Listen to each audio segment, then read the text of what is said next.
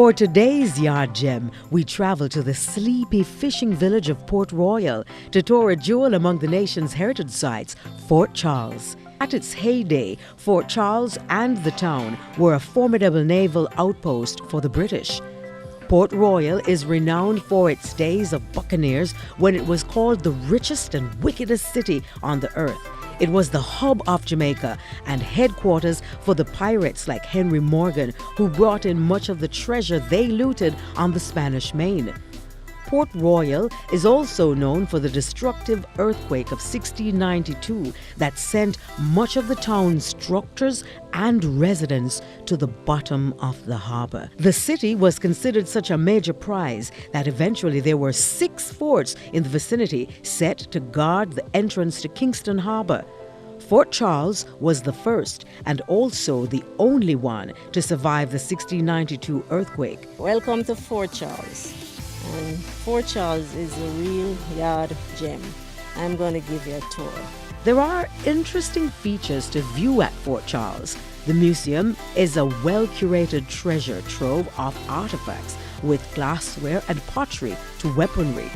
There are ancient maps and nautical instruments that take visitors back in time. Britain's greatest naval hero, Horatio Nelson, lived here in the small cockpit in the early days of his career when he was stationed at Fort Charles for 30 months.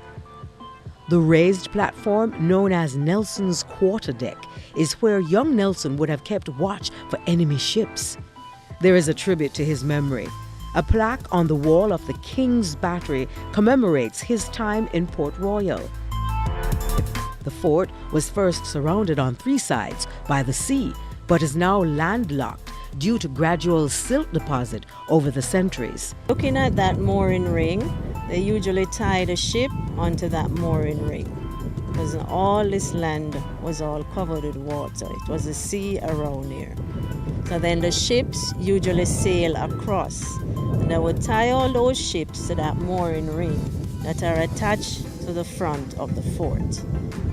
Right? And with Fort Charles, the fort, it was much higher.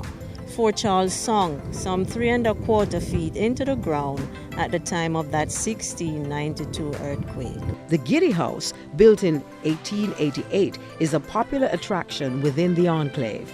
It is the 1907 earthquake that shifted the structure of the Giddy House at a present 15 degrees angle. When people often enter the Giddy House, wish they would once experience that giddiness or that giddy sensation.